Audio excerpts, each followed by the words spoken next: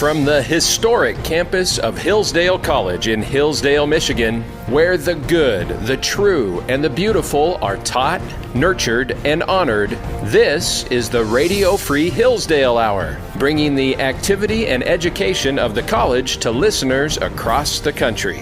For a lot of people in the media, he broke them, He convinced them that they're no longer supposed to be journalists, but they're supposed to be activists, or they're supposed to be opposition to the president. I think you can cover him fairly and you can ask hard questions. But what we've seen is something that's gone well beyond that. This is your host, Scot Bertram. Welcome to the Radio Free Hillsdale Hour, part of the Hillsdale College Podcast Network. That was Scott Jennings, senior political commentator at CNN, and also author of the new book, A Revolution of Common Sense: How Donald Trump Stormed Washington and Fought for Western Civilization. We'll talk in depth with Scott about that book on today's program. Also, later on, Ava Downs is with us, current Hillsdale student and 2025 USA Shooting Trap Junior Olympic champion. First, we're joined by Scott Jennings. He's CNN senior political commentator, also radio host for the Salem Radio Network. You can find him on X at Scott Jennings KY. His brand new book is A Revolution of Common Sense: How Donald Trump Stormed Washington and Fought for Western Civilization. Scott, thanks so much for joining us. Hey, thanks for the time today. Honored to be with you. I don't know if you get this as much as maybe you did a year ago, but I still hear people say this, which is, where the heck did Scott Jennings come from? All of a sudden, election 2024, everyone's watching viral videos on X and elsewhere, and this guy, Scott Jennings, is making points we all wish we could make when leftists make their arguments. So tell people a bit about your background. Where did Scott Jennings come from? Well, a long time ago, he came from Kentucky. I'm a Western Kentuckian, grew up in a little town called Dawson Springs, and also attended the University of Louisville. That's where I graduated from. And, years ago, I thought I was going to be in journalism. I was a radio news anchor in Louisville while I was in college. But in 2000, I decided to join the Bush for President campaign, and that began my journey in politics. But, I never really forgot about my love of the media, my love of broadcasting. And in 2017, I got a chance to join CNN. For a few years, it was really very much a part-time job for me. But the 2024 campaign, plus the advent of this 10 o'clock debating show, which we now have for the last couple of years, really gave me a chance to do what I can do. And so I really credit CNN, honestly. They decided they wanted to put a conservative on the air who was going to fight hard for how half the country sees the world. And I'm doing that every day and making arguments and debating the left and doing it often 4 and 5-on-1. And honestly, I think it's working. People like you, I think, because you are measured and leveled and logical, even in the face of perhaps some hyperactive activity from the left on the panel. What is going through your mind as you await your turn? Let your colleague finish before you rebut that argument. What are you thinking about? Well, look, I think the TV debates are for conservatives. I think the way we win is by keeping our wits about us and also arguing in good faith and in good humor. I don't think we win by just simply yelling louder than the other people. I don't really care for crosstalk. I don't like it when the whole thing just gets tied up in a shouting match. I believe in conservative arguments. So I believe in letting these conversations unfold. And when you do that, then you get a chance to talk. And if you give me 60 seconds, there's a really good chance I'm going to explain why the left is wrong, why the conservatives have it right, and why our point of view right now seems to be ascendant in America. But I think a lot of people get into these debates. They get overly emotional. They can't control themselves, and they stop making factual or logical arguments, and they just start operating out of emotion or anecdote. And I just don't personally find that to be persuasive. And I think most people who watch debates and enjoy debates would rather hear someone argue from a position of fact and logic and reason as opposed to just constant emotional overreaction. Scott Jennings, the new book, A Revolution of Common Sense: How Donald Trump Stormed Washington and Fought for Western Civilization. And Scott, as I read A Revolution of Common Sense, it occurred to me that this is a book as much about the president's cabinet as it is about the president himself. Scott Bessent, Marco Rubio, Doug Burgum, Christopher Wright, Elon Musk for a time as well in that inner circle. How do you explain that a guy who is painted as a dictator and an autocrat put so much trust in these advisors and cabinet members who are so sharp on the issues?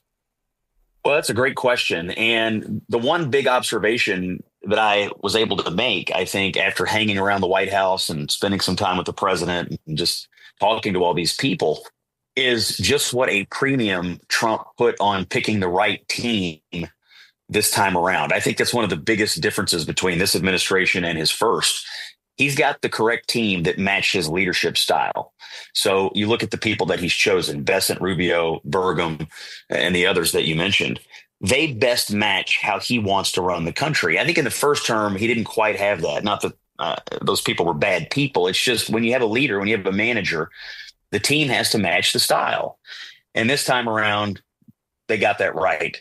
I can tell you this. I don't know who was running the country really during the Biden years. I'm not sure any of us do, but I know who's running it right now. It's Donald Trump. And the way he's running it is out of the Oval Office, behind the Resolute desk, and surrounded by a cabinet and a team of advisors who are not there to execute their will. They're there to execute the president's will based on the results of the last election. So I really do think he puts a lot of trust in these guys, and he'll tell you, Rubio's been an all-star. Bessent's been an all-star. And all these people he has put in place, what are they doing? They're taking his priorities that he clearly laid out to the American people, and they're executing them in their own divisions. And my personal view is that Bessent and Rubio have been the all-stars of the cabinet. And you hear that constantly from conservatives that you talk to around the country. They're just so impressed with these two guys. And you look at their portfolios, and, a great chunk of the president's first year in office has fallen right in the lap of Rubio and Bessent, and they have executed flawlessly. On Marco Rubio, the president has had some relationships with, say, older guard Republicans that have fizzled after a time. Rubio's a guy that sort of predates the president in terms of his political stature, but someone who seems to have grown in stature with the president and grown in trust with the president. Why is Rubio so strong inside the administration?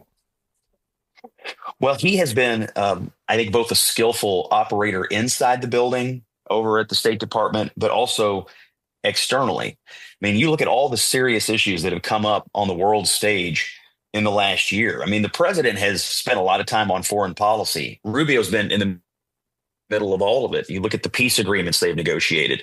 You look at dealing with the migration crisis going on in our hemisphere. I mean, across the board, usually on a weekly basis, Trump is doing something that involves the portfolio of the State Department. Look what's happening in the Middle East. I mean, Rubio's all over that as well. And so one of the reasons he's been able to grow in stature is just because the president has put so much on his plate, and the president himself has focused so much on these issues. It demanded a Secretary of State who could rise to the occasion. There's no doubt that Rubio has done that. And I think what conservatives love about Rubio is just how articulate he is at explaining, here's what we're doing, here's why we're doing it, here's why it's going to work.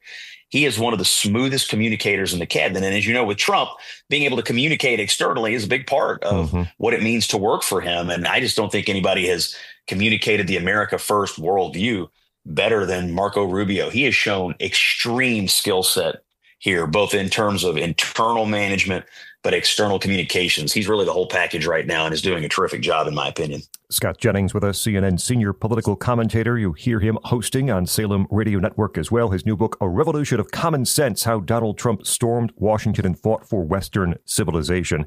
You mentioned this first year or so has been a heavy foreign policy year for President Trump. Inside A Revolution of Common Sense, you make the point that it's actually surprising how not friendly the president has been to Russia since taking office. That, of course, goes against some conventional wisdom that says, oh, Trump's a Russian stooge. How has the president been perhaps an enemy to Russia during his time in the Oval Office?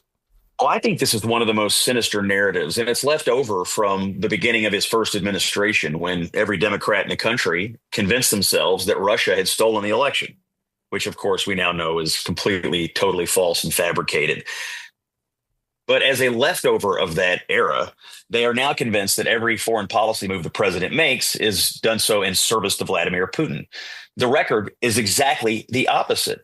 Yes, it is absolutely true that he's trying to achieve a peace deal between Ukraine and Russia. I tell you one thing I learned about Donald Trump. The man is serious about peace. He hates war. He doesn't like war. He doesn't like the idea of people dying all over the world. And he believes if you have a strong American president, you could bring about peace in the world. And he has done that in several conflicts. But on the Russia piece, look what he's done with NATO, getting them to agree to go to 5% for their defense spending levels. That's never been done before. He has provided assistance and weapons to Ukraine. He's had Zelensky in the Oval Office, and although they've had difficult conversations, there's really no question, I think, where the president aligned with our allies in Europe, aligned with NATO. There's no question where he is on this. And he has time and again, I think, grown more and more frustrated with Vladimir Putin, who is rebuffing his efforts to try to get to a peace agreement. I think the president knows what the score here is. He's dealing with a Russian president who only understands toughness. He only understands strength. And I think that's what the president is doing when he's helping our allies understand the wisdom of investing more in their own national defense. He has strengthened NATO far beyond what any president's been able to do when everybody was predicting the opposite, that he was going to destroy NATO. I just think time and again, these attacks have been hurled at Trump on the Russia stuff, and he constantly proves that it's not true, yet this narrative persists. You sort of have this unholy alliance on this between Democrats and the media. They just sort of take it as an article of faith, and they can go out and make these flippant comments. Oh, the president, he likes Vladimir Putin. You have no evidence of that whatsoever, but you do have evidence to the contrary. It's just sad to me that they won't talk about it that way. That's Scott Jennings of CNN and the Salem Radio Network. We'll talk more with him about his new book in just a moment.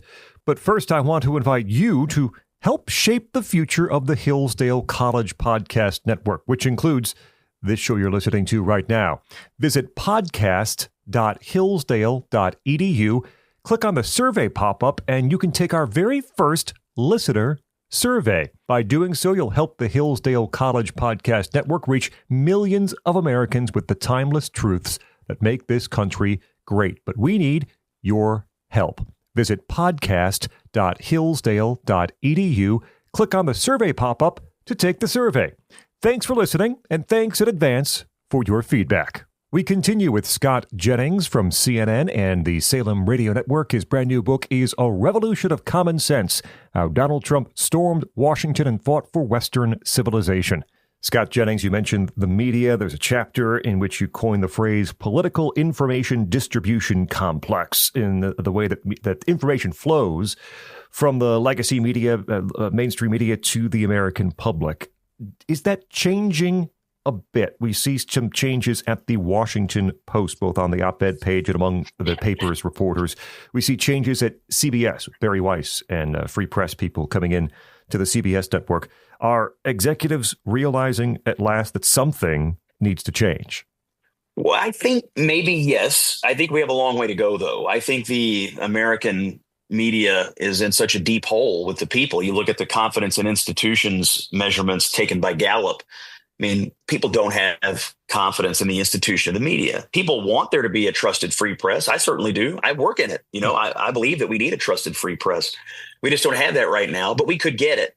And I think things are changing, but I think we have a long way to go. And I think Trump, unfortunately, for a lot of people in the media, he broke them. He convinced them that they're no longer supposed to be journalists, but they're supposed to be activists, or they're supposed to be opposition to the president. I think you can cover him fairly and you can ask hard questions. But what we've seen is something that's gone well beyond that. And I think in our political coverage, the reason I coined that phrase, political information distribution complex, is because on election night 2024, I made this long speech after we finally declared Trump the winner on CNN about the death of the political information distribution complex and about how it had misled the American people about the state of the election, about what was happening in the last 3 weeks of the election, about the issues going on in the election. It had worked so hard to elect Kamala Harris, and it had convinced people that she was surging at the end, when in fact we know the opposite was true. And so I think people have awakened to the idea that they're not always getting all the information from one source. And people right now are seeking out independent sources. They're looking at folks right now who are existing outside of the mainstream media space for information. That is the market screaming at you to make changes. And so some of the things you mentioned, I think, are good. There's a long way to go. I'm a huge Barry Weiss fan. I mean, she may save us all. We'll see. We'll see. But I think that's someone who understands, what are we trying to do here? We're trying to give people the truth. We're trying to tell people the truth. We're trying to get people information, not narratives.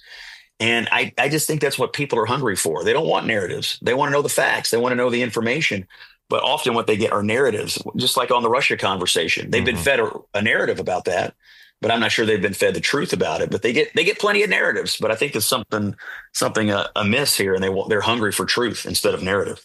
Scott Jennings with us, his new book, A Revolution of Common Sense, How Donald Trump Stormed Washington and Fought for Western Civilization. The other big issue in President Trump's first year has been the southern border and immigration. And President Trump, back in that first campaign, of course, made the promise that we'd get tired of winning. And it was kind of a joke, of course. But I wonder, Scott, if the president has been too successful on the southern border, because that was a disaster and he cleaned it up very quickly. All it took was a change in the Oval Office. But now that has disappeared from the news cycle. It is not as big of a deal as it was perhaps 6, 8, 12 months ago. Texas is redistricting, thinking that some of those Hispanic gains along the border will hold. And I just wonder, has the president been too successful on the southern border? Well, he has. There's no question. I think this has been the swiftest and most important accomplishment of his administration. I think the immigration issue is what propelled him in the first place when he first ran for office. It certainly propelled a big part of his campaign last year.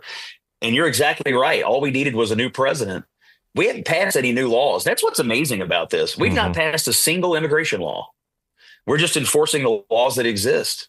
And that shows you the difference between this administration, which is simply enforcing the law, and the previous, which was instructing federal law enforcement not to enforce the law. They wanted a culture of open borders. And of course, you know all the societal ills that flow from that. Trump shows up, changes the attitude. The border is closed. I do think we're having a pretty significant national debate about internal enforcement, but I still think President Trump is right side up on it. I still think the American people believe, we let 20 million people into this country. We can't just turn a blind eye to what that means for our society. It doesn't mean that they're all bad people or that they're all violent criminals, but it does mean they all broke our laws. And it does beg the question, how permissive are we going to be? And the more permissive you are on amnesty for things like that, the more you encourage people to come here. I think Trump knows that. So part of the internal enforcement argument is not just, we have to get people out because they broke our laws. It's that we cannot go back to sending a signal to the rest of the world. Just get here and it'll probably work out for you. That attitude is what got us in the mess in the first place. And so I totally agree with you that he's been successful, but honestly, I'm not sure the job is done. The internal enforcement piece goes on. Democrats are fighting hard against it. And honestly, if we ever got a new administration or people in charge that had a different attitude, you could see how quickly you could slip back into the old ways. Now, I think it's also evolving into this fight with the narco terrorists. They're sinking the boats out in our hemisphere now. They're amassing military power to do that. I think the signal goes beyond just simple immigration enforcement. The message is we're just not going to allow the United States to be taken advantage of by Central and South America anymore, whether that's via just simple immigration or whether that's via this narco-terrorist system that exists that puts all this poison into our country that kills hundreds of thousands of people a year. Scott Jennings, there's a section in A Revolution of Common Sense on DEI, and you expound on this thought, this quote from Chris Caldwell, who says that this rolling back of DEI is the biggest policy change in decades. Why is the activity against DEI, the elimination of DEI, both governmental and then the influence on the private sector, perhaps an underreported, underappreciated part of President Trump's second term? Well, one of the things that he has done is he has, I think we had a wet blanket on us in the country. Everybody was sort of tiptoeing around, being forced to speak this language of DEI, being forced to say things out loud, candidly on other cultural issues, on the transgender ideology. You look at how our culture had been overtaken by people who had just invented a new language and invented a bunch of nonsense and forcing everyone in government and in corporate America to live by these edicts. And of course, the Biden administration definitely as a policy matter, installed this in the federal government. They pushed this. Nobody really liked it. Nobody really thinks it's a good idea to operate by the edicts of DEI or by the edicts of transgender ideology. And so Trump comes along and basically had the courage to say what everyone else is already thinking. He removes it from the federal government. It's no longer federal policy. What they want to do is find people who are best for the job. And that's the trait that they're looking for. Who's the best qualified person? By doing that, I think he gave cover and courage to everybody in corporate America to say, well, yeah, we don't have to do this either. Mm-hmm. And I think the vast majority of Americans agree with the president on this. It is a major division between the two parties. The Democrats are captured by this identity politics, ideologies that are all wrapped around identity. And what he wants and what he would say is that that's just not common sense. You know, what's common sense is who's the right person for the job? Who's got the best qualifications? Shouldn't that be what we're looking for first and foremost? That is a common sense way to approach the job that most Americans agree with. And by ripping it out of the federal government, he basically created a permission structure for everybody else in America to do the same thing. And I think there is relief, absolute relief across corporate America that Trump had the courage to finally turn us away from this ideology, which, by the way, it's bad for culture. It's bad for America. It's bad for people. And it's not a good way to run a government, certainly not a good way to run a company or any kind of an organization. Trump knew it. He ran on it. And he followed through on the promise. And I think people are appreciative of it. Scott Jennings, in A Revolution of Common Sense, you make the point explicitly at least once, and I think it comes through in different ways, that Donald Trump, despite, again, media reports, is a very curious person and wants to know from people around him. You were inside a few of these meetings while researching and writing A Revolution of Common Sense. How does Donald Trump get his information? How does he want it presented to him? What questions does he want answered? That is a great question. And it is a big observation and takeaway for me, having written this book, observing the president in a meeting. I think the caricature of him portrayed by the media is totally inaccurate. He is extremely curious. He asks a lot of questions.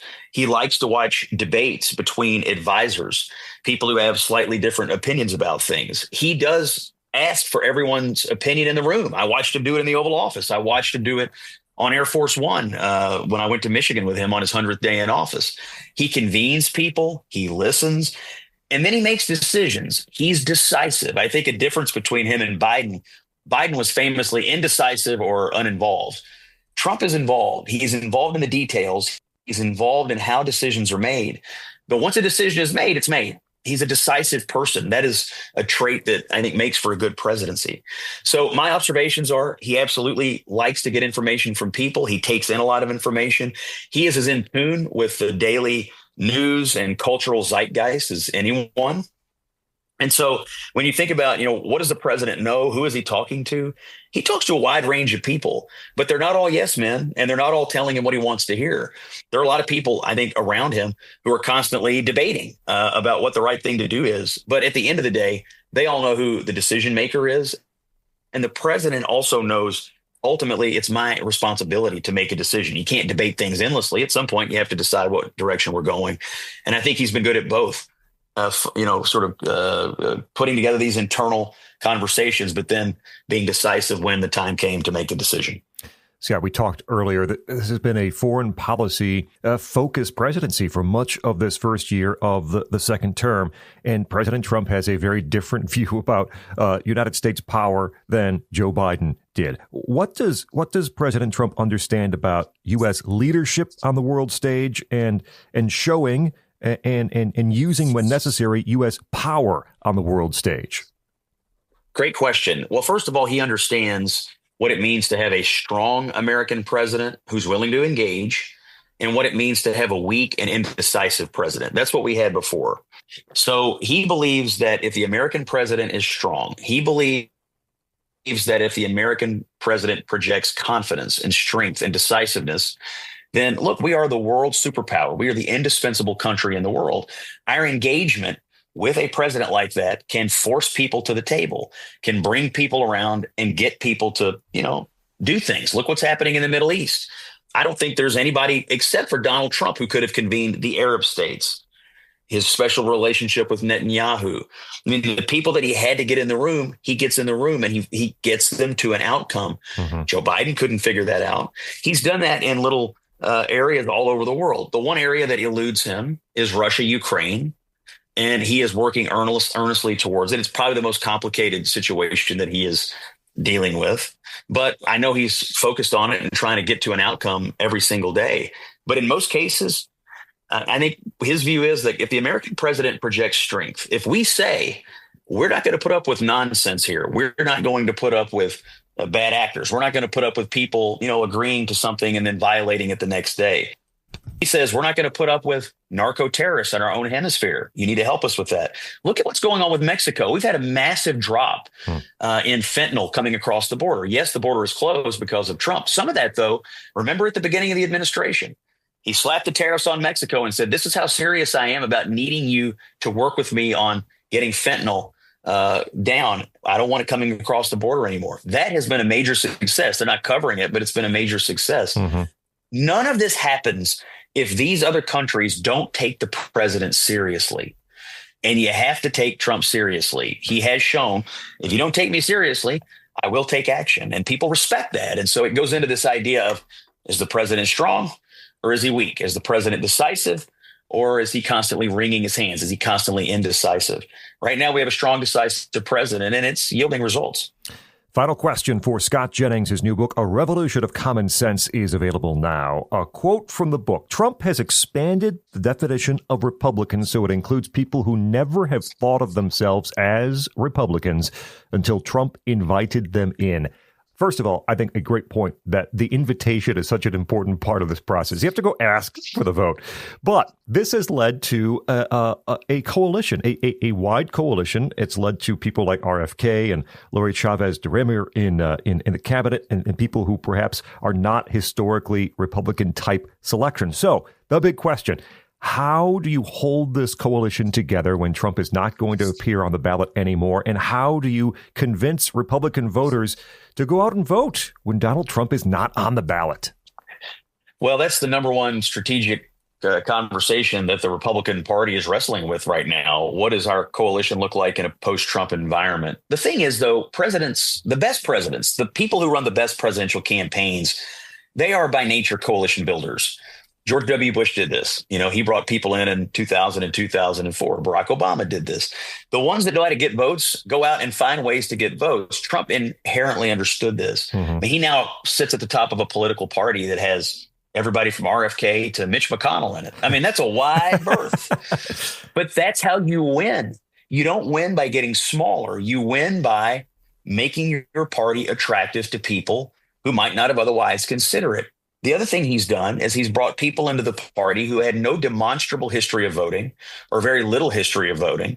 They didn't think of themselves as political at all. When I was with him in Michigan on his 100th day in office, I'll paraphrase, but he said, in his speech, whether you're conservative or whether you're liberal, whether you're left or whether you're right, whatever it is, it's just common sense. And his point is, I'm going to try to make common sense decisions. I'm not going to try to say I only am interested in people of a certain ideology. I'm just interested in making the best decision for the American people and what makes the most common sense. That branding has been so attractive to people who never, ever would have imagined they would be voting for a Republican. But yet, here they are. Look at the MAHA people, the Make America Healthy Again people. There's a ton of MAHA left out there, people who would think of themselves as being from the left. But Donald Trump made a space for them because he said, well, some of what you're saying actually there's common sense in that. I'm willing to adopt that, even though you're not necessarily of my political persuasion all of the time. That's pretty genius. How does the party replicate this in the future? Well, my takeaway is you can't replicate Donald Trump. He is singular. He is unique. The next group, whether it's J.D. Vance and Marco Rubio as a team, which seems like that's the direction we're headed right now, they're not going to be able to replicate his attitude. But what you can replicate is the idea that, hey, we have to be coalition builders. We have to find ways to make the party bigger, not smaller. I think sometimes, honestly, in politics, you're fighting with people who want to get rid of folks. I want to excommunicate you from this. I want to get rid of you. Trump says, well, wait a minute. I actually want to bring people in. I need to add here to get enough votes to win. He did it twice. I think people would do well to look at his example. He didn't win by getting smaller. He won by making the party bigger. That's really the lesson for the future. Scott Jennings, you see him on CNN as senior political commentator. You hear him on the Salem Radio Network weekdays. You can find him on X at Scott Jennings KY. The new book is fantastic. It's a revolution of common sense, how Donald Trump stormed Washington and fought for Western civilization. Scott Jennings, thanks so much for joining us here on the Radio Free Hillsdale Hour. Thanks for having me. It was an honor to write the book, and I appreciate the attention today. Thank you, sir. Up next, Ava Downs is with us, current Hillsdale student and 2025 USA Shooting Trap Junior Olympic champion. I'm Scot Bertram. This is the Radio Free Hillsdale Hour.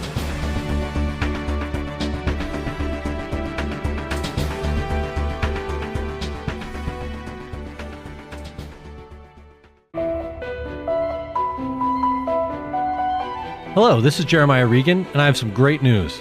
We've brought Hillsdale's incredibly popular free online courses to the Hillsdale College Podcast Network. The Hillsdale College Online Courses Podcast brings you our online courses in their entirety, with courses ranging from ancient history and biblical epics to foundational political principles and the future of American citizenship. Follow the Hillsdale College Online Courses Podcast to hear new episodes every week with additional commentary and insights from our team. Go to podcast.hillsdale.edu to learn more. That's podcast.hillsdale.edu.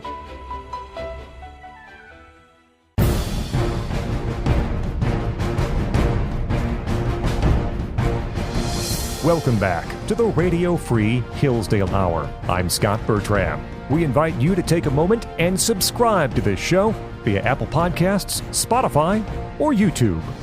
We're joined by Ava Downs. She's a junior here at Hillsdale College, a member of the Hillsdale College shotgun team, and also 2025 Junior Olympic champion in international trap. Ava, thanks so much for joining us.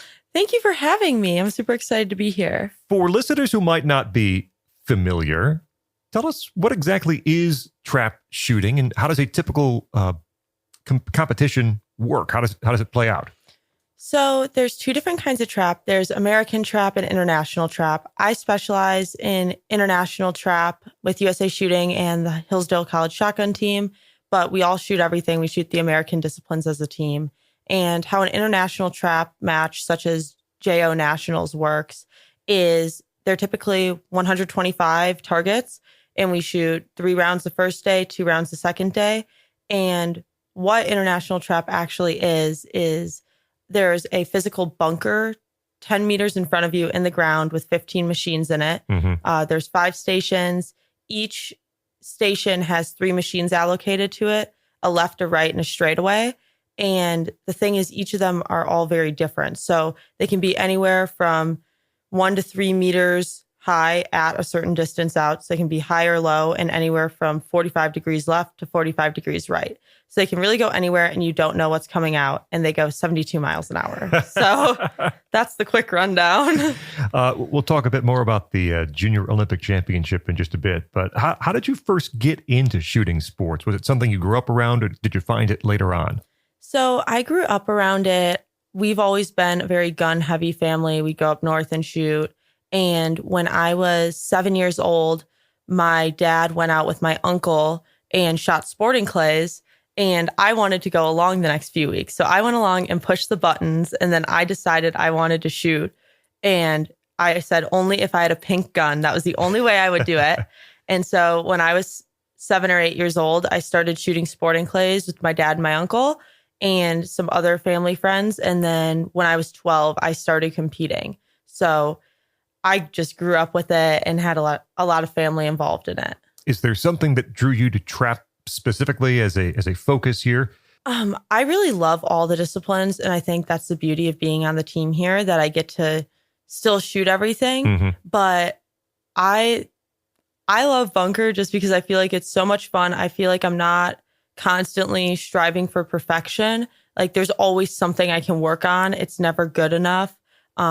And just how far I can go with it, that I can go to the Olympics in 2028 and I get to travel around the world to World Cups and everything. So it's really incredible. What are some of the key skills that separate a good shooter from a really great shooter? It depends per person, but I would say just a lot of drive and determination, because really anyone can get where they need to be, but it's just how much they're willing to put in, how much effort and how much time at the range. And then also just love for the sport rather than just love for winning. Because if you just love winning, it's really not going to be that enjoyable over time. Like, winning is great and we all strive to do it. But if you don't love every step of the process, you're never going to really get there. So I think those are two things that definitely separate people. Talking with Ava Downs. She's a junior here at Hillsdale College, a member on the Hillsdale shotgun team and 2025 Junior Olympic champion in international trap. To people watching, perhaps it looks relatively simple. What's tougher about what you do than what people might think? Well, it looks like we get a very good read on the target every time, or that we're connected. Sometimes they're really hard to see, or you just have a weird move to it. Also, we don't know where it's going. So it's so precise. So if you're just a little off, you can miss. So it looks so simple when we're doing it well, but when we're not doing it well, it's really complicated even for us. What's your training look like to keep your focus, to keep your reflexes sharp, to stay consistent and compete at an elite level? For me, I'm out at the range almost every day leading up to a match. So I'll take like 1 or 2 weeks off after a big match, such as after I got back from Greece, I took a week and a half off bunker.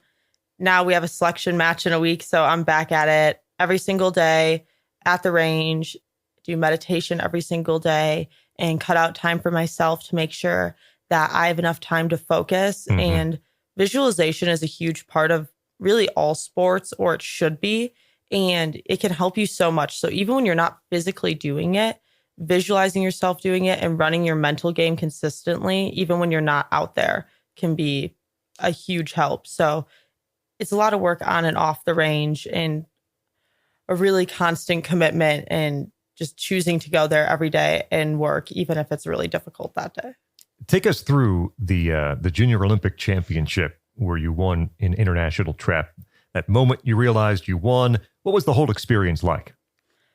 Well, I started off the final not well. I shot a good match, but I started off not well. And I was kind of looking back at my coach and I was like, what is going on? I don't know what to do. This is not going well. And I was just like, I can't smooth out. And he looked back at me and was just like, just trying to motion for me to smooth out and calm down. And then all of a sudden it clicked. And then it was like, okay, I'm behind. I have a lot of ground to make up. And then I had a really great, like, back 3/4 of the final. And then by the last pass or so, I knew that I had won. So it was just really exciting. And I just wanted to finish out my final with a good score and just see how much I could recover. And it was just a really great confidence boost. And it was very exciting because the next few days I left for a couple different matches, including a World Cup in Italy. So it was really nice to have a win going into that, to have my mind straight for when I got there. What do you learn about yourself through the Junior Olympic competition, through the World Cup competition in Italy? What does competing against the high level talent do for you? It always pushes me to be better and shows that no matter what, it's never going to be like good enough unless you keep trying. It's taught me how to really take care of myself and prioritize myself. It's taught me that I'm more than just my wins and losses and everything than that. Because competing at such a high level, it's very easy to forget that you're not just inherently tied to your sport. So it's taught me that. And it's given me a lot of really great friendships and relationships with the people I travel with for Team USA, but also the people I've met overseas. So I've learned a lot about that. And I've learned how to win and how to lose. And I think that has been huge. And especially with the work I've done on my mental management training through the years, it's really been cool to see that come to fruition and learn how to adapt and change and know what I need on any given day. Ava's a junior here at Hillsdale College, in addition to being a championship shooter. And that's a challenge in and of itself, of course. How do you balance that? The college life and classes and coursework and also training and competing at the national level? So it's not always easy, but Over time, I've done a lot of different mental management work and training, and including with winning in mind and mental management systems with Brian and Lanny Basham. And that has been huge because when I was a freshman in high school, I decided that this was something I was going to lean towards pursuing. And Brian told me that anyone who's successful knows what they're doing any minute of every day. And that if somebody asks me what I'm doing at 2:30 p.m. 2 Thursdays from now, I better have a pretty good idea. So I've learned how to manage my time and learned how to actually integrate that into my life. So I know when I need to get stuff done. I have like a planner and like a calendar where I have all my due dates and just work through it. And sometimes it really sucks when I get back from a match and I have to take 5 exams in 1 week, but you just kind of got to tough it out and embrace the suck, and then it'll eventually get better. How do you think your time here at Hillsdale has helped to shape you as an athlete? It has really helped me. I've had so many opportunities through the team, but also I can grow as a person here at Hillsdale, and that has helped me to be a better competitor and better person. And I really appreciate that. And it's impacted really every aspect of my life, including my training and competitions. And you mentioned 2028 a little bit earlier in the conversation. So what are your goals moving forward, both in competition and beyond? So my goals moving forward are the Olympics in 2028 in LA. That is the main goal. And I have a lot of different things leading up to that. So that's really the big goal. But then after that, it would be 2032 and 2036 and continuing on.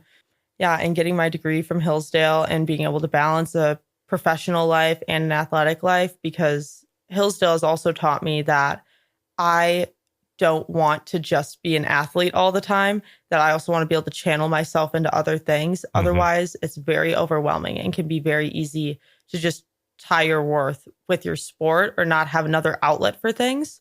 So I think being at Hillsdale and then also being in a sorority and being involved in other things has helped me with that. And I want to be able to continue that through my time at Hillsdale and post-grad from Hillsdale. What would you say to young shooters out there, especially young women perhaps, who might be interested in getting into the sport but aren't sure where or how to start? I would say to go find your local gun club, find your local shotgun range. You can typically rent guns and rent instructors and just go out and give it a shot, try it. I know we have Liberty camps and stuff like that here at Hillsdale. Mm-hmm. So if you're in the area, it's really great to go to those and try it out. Or if you're at the college, to try and do, like, we have basic shotgun classes. So there's a lot of entry. I got started in the SCTP if you want to start competing, and to do that and just keep working at it, because if you put your mind to it, you can really accomplish something great, whether that be your end goal or all the steps along the way. Ava Downs is a junior at Hillsdale College and also a member of the Hillsdale Shotgun Team, 2025 Junior Olympic champion in international trap. Ava, thanks so much for joining us here on the Radio Free Hillsdale Hour. Thank you so much. That will wrap up this edition of the Radio Free Hillsdale Hour. Our thanks to Scott Jennings. His new book is A Revolution of Common Sense. Also current Hillsdale student Ava Downs. Remember, you can hear new episodes every week on this station.